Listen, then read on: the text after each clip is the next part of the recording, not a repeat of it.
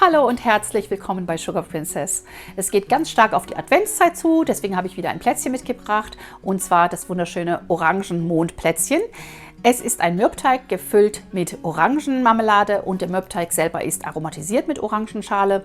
Also ein wunderbar fruchtiges Plätzchen und sieht auch ganz toll aus, ist so ein richtiger Hingucker auf dem Teller. Das Rezept ist wie immer hier unter dem Videotitel in der Videobeschreibung verlinkt. Schaut unbedingt jedes Mal auf dem Blog vorbei, denn dort teile ich auch meine Varianten oder auch noch weitere Tipps und Tricks und dort gibt es das Rezept dann natürlich auch zum Ausdrucken. Des Weiteren möchte ich noch auf die Aktion im Shop hinweisen. Den ganzen November lang gibt es noch mit dem Code BLACKSUGAR 25 10% auf alles im Shop, also gönnt euch für eure Backstube, für eure Liebsten, für andere Backbegeisterte, so wie wir es sind. Jetzt starten wir ganz einfach ins Rezept. Ich arbeite heute mit meiner KitchenAid, einfach weil sie sonst immer in der Ecke herumsteht und ich habe sie ja und sie ist wirklich wunderschön fürs Backen. Ja, kann ich nur empfehlen, besonders wenn man mehrere Teige auf einmal zubereitet. Wir geben uns 275 Gramm Weizenmehl in die Schüssel. Dann kommt die Butter hinzu, 200 Gramm Butter weich und in Stücken. So, hier schön verteilen. Dann brauchen wir 125 Gramm Zucker. Ich nehme noch etwas Vanillezucker hinzu, etwas Vanilleextrakt, ungefähr einen Teelöffel, um das Aroma zu intensivieren. Dann brauchen wir Eigelb und zwar 3 Eigelb der Größe M. Und wir nehmen hier nur Eigelb, damit der Teig einfach noch schöner und noch mürber wird. Wenn man Eiweiß mit drin hat, ist er gleich etwas härter. Und nur Eigelb bedeutet, er ist ganz zart und brüchig. So, und eine Prise Salz darf natürlich auch nicht fehlen. Und dann zuletzt natürlich eine Bio-Orange, die habe ich mir vorher heiß abgewaschen. Da nehme ich mir etwas von der Schale ab und gebe es gleich hinzu. Einfach hier so ein bisschen, natürlich nicht über der Kerze, sonst verbrenne ich mich hier. Ich nehme jetzt mal so die Hälfte der Orange, reibe ich hier ab und sammle die hier in meinem Gerät, dass ich so ungefähr ja, einen Teelöffel habe, 1 bis 2 Teelöffel. Wie ihr das wollt, das könnt ihr natürlich ausprobieren. Und den Rest natürlich nicht wegwerfen, sondern auch abreiben und trocknen lassen. Frisch dazugeben. Sehr lecker duftet das hier schon. Ja, und jetzt können wir die Maschine einschalten. Natürlich erstmal nicht auf höchster Stufe, sondern erstmal auf geringer Stufe verrühren lassen. Ich habe den Flachrührer mit der Gummilippe dran, wie ihr seht, bis ein schöner Teig entstanden ist. Verrühren. Nicht zu lang verrühren, das gilt natürlich immer, egal mit welchem Gerät man arbeitet. Der Teig sollte möglichst schnell geknetet werden. Los geht's!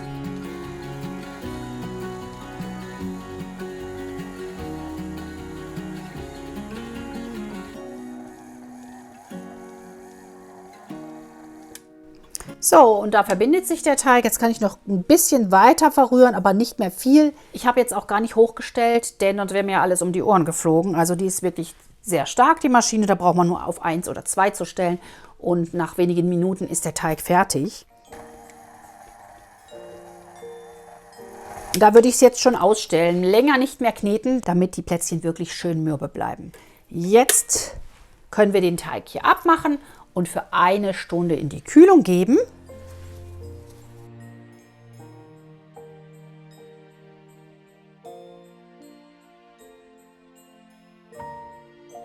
Und jetzt gar nicht groß rumkneten damit, sondern einfach nur flach drücken. Der verbindet sich dann wunderschön und der zieht dann jetzt in der Kühlung auch einfach nochmal schön durch. Ihr könnt ihn auch am Vortag zubereiten. Allerdings muss er dann vor dem Ausrollen etwas akklimatisieren, weil er sonst zu hart ist. Also einfach zu einem Rechteck flach gedrückt jetzt hier verpacken. So kann er jetzt erstmal in die Kühlung. Also das geht richtig schnell mit so einer schönen Maschine. Natürlich brauchen wir für dieses Rezept einen runden Ausstecher. Dieser hier hat jetzt 7 cm Durchmesser und man braucht einen Tropfenausstecher und der hat 2,5 cm. Das ist der kleinste in meinem Weihnachtsausstecherset. Diejenigen, die sich das schon gekauft haben, werden dann den Ausstecher bereits haben. Das ist der kleinste von den 3, die dort beiliegen. Ich verlinke euch natürlich das Weihnachtsausstecherset hier unten auch in der Infobox. Der Teig war bei mir im Kühlschrank 1 Stunde. Er ist gut hart geworden. Und ich habe in der Zwischenzeit auch den Ofen vorgeheizt auf 175 Grad Ober-Unterhitze. Oder ihr könnt aber auch 160 Grad Umluft verwenden. Ich breche mir den Teig immer gerne in 2 Teile, dass man nicht so ein Riesenteil ausrollt. Und das gebe ich einfach nochmal in die Kühlung. Gerade noch einmal kurz durchkneten. Geht gut. Ist schön geschmeidig. Einfach, dass sich nochmal alles gut verbindet. Ganz, ganz wenig Mehl werden wir hier drauf verteilen. Und dann können wir hier ein bisschen flach drücken. Ganz, ganz wenig Mehl auch auf unser Rollholz. Oder vielleicht habt ihr auch ein Silikonholz. Und dann können wir ausrollen. Und wir rollen den Teig auf 3 mm. Wirklich ganz wenig Mehl verwenden.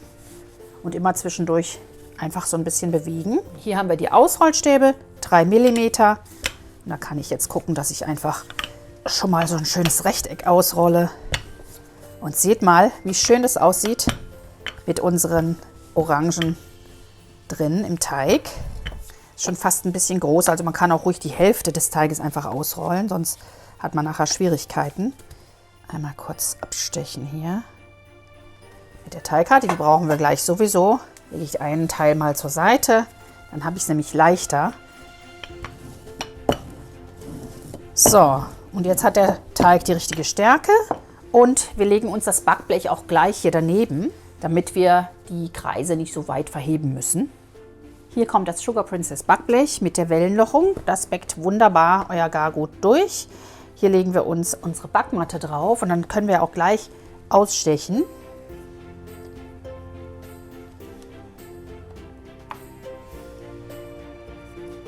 Hier rauflegen und am besten dann hier teilen, weil die Kekse sich sonst sehr leicht verziehen. Also der Teig muss auch immer schön kalt sein.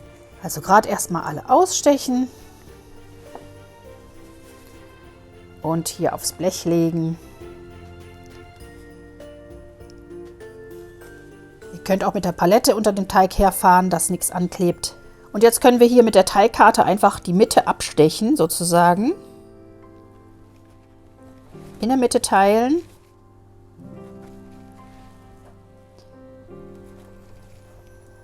So, sehr schön. Und jetzt brauchen wir unseren kleinen Ausstecher. Und auf dem Blech stechen wir jetzt 3 Tropfen aus. Auf dem Blech deswegen, weil sich sonst die Plätzchen leicht verziehen und dann werden sie so ein bisschen unansehnlich. Und Nummer 3. Hier kann man jetzt auch schauen, ist es die richtige Größe und dann nimmt man das mit einem Schaschlikspieß einfach raus. Also einfach. Das sind schon etwas aufwendigere Plätzchen, definitiv. Achtet darauf, dass hier der mittlere in die Mitte zeigt, dass nicht alle so nebeneinander sind, sondern wirklich, dass sie zur Mitte hin zeigen.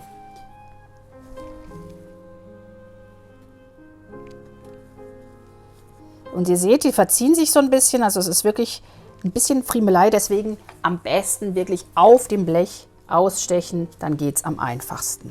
So, das erste Blech ist fertig und kann gebacken werden. Ungefähr, ja, so 10 bis 12 Minuten bei 175 Grad Ober-Unterhitze oder 160 Grad Umluft. Ihr müsst euren Ofen ein bisschen kennen und los geht's. Tja, und so sieht jetzt die erste Ladung aus. Etwas zu dunkel, deswegen reduziere ich die Backzeit etwas. Und dann sehen wir uns gleich wieder, wenn alle Plätzchen gebacken sind. Alle meine Plätzchen sind jetzt wunderbar abgekühlt. Und jetzt können wir einfach anfangen, hier die Oberseiten mit Puderzucker zu bestäuben und die Unterseiten dann mit der Marmelade zu füllen. Und am Schluss werden sie natürlich dann so wunderschön zusammengesetzt. Auf geht's zur Fertigstellung. Ein bisschen Schnee für die Plätzchen.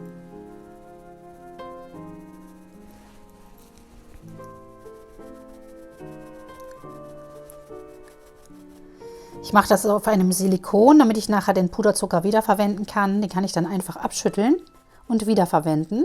Und entweder ganz dick Puderzucker drauf oder etwas weniger. Das ist wirklich Geschmackssache.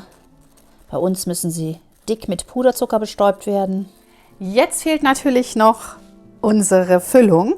Ich habe jetzt hier etwas Fruchtaufstrich Orange und den werde ich mir gerade ein bisschen warm machen. Den Fruchtaufstrich gerne einmal kurz durchrühren, einmal erhitzen, dass er eine schöne glänzende Füllung bildet. Und dann fülle ich ihn jetzt in einen Spritzbeutel. Ich hoffe, dass er nicht allzu viele Stücke drin hat, dass ich dann auch noch durchkomme durch die Tülle. Und ich stelle meinen Spritzbeutel immer so geknickt hier rein, dass unten nichts rausläuft. Dann hole ich ihn raus und dann kann man gleich füllen.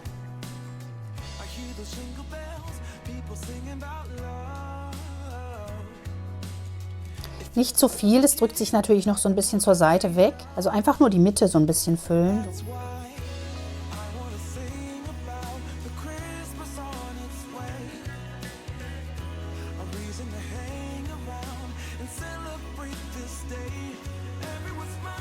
Also es geht mit den Stückchen, das sind ja nur diese orangen Schalen und die gehen durch die große Lochtulle gut durch.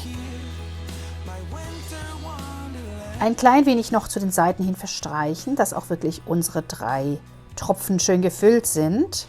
Oder ihr könnt es auch gleich noch etwas mehr zu den Seiten hin spritzen, aber dann läuft es auch leicht runter, deswegen lieber nochmal mit der Palette dann hinterher gehen. Und dann können wir die Oberseiten draufsetzen. Und die wunderschönen Plätzchen sind sowas von appetitlich und schön anzusehen. Wahnsinn. Bisschen andrücken.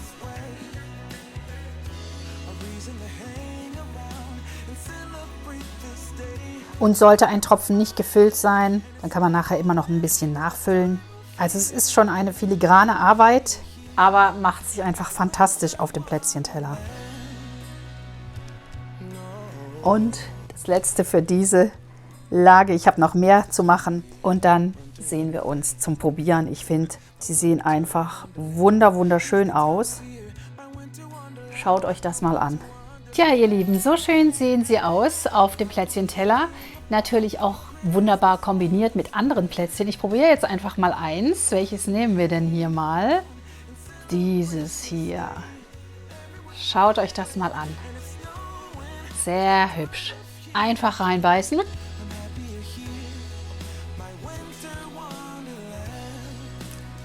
Ein tolles Plätzchen, mal was ganz anderes. Das Süße und das Bittere miteinander vereint. Wirklich schön, ist ein außergewöhnliches Plätzchen. Unbedingt einmal nachbacken. Das waren meine leckeren Orangenmonde-Plätzchen. Ich finde, sie sind ein wunderschöner Hingucker auf dem Plätzchenteller. Sie sind etwas aufwendiger, das stimmt schon, aber dann müsste ich auch kein Video machen. Also ich freue mich schon auf eure Varianten. Vielleicht füllt ihr sie ja anders oder sie sehen kleiner oder größer aus. Also ich bin sehr gespannt. Schickt mir alle eure Fotos gerne auf Facebook oder Instagram oder auch in der YouTube-Community. Da könnt ihr jetzt inzwischen auch posten. Das hat noch keiner gemacht, aber es geht tatsächlich. Ja, die Links zu allem findet ihr hier unter dem Videotitel in der Videobeschreibung. Dort findet ihr auch den Link zum Rezept und zu meinem Blog. Denkt daran, den ganzen November gibt es noch mit dem Code BlackSugar25 10% Rabatt auf alles. Und deswegen gönnt euch, schenkt euch was, schenkt der Familie was, backbegeisterten Menschen, die ihr kennt. Da freut sich sicherlich jeder über ein schönes Upgrade für die Backstube. Wir sehen uns nächste Woche hier wieder am Sonntag um 10 Uhr. Bis dahin macht's gut, bleibt alle gesund und viel Spaß beim Backen. Tschüss!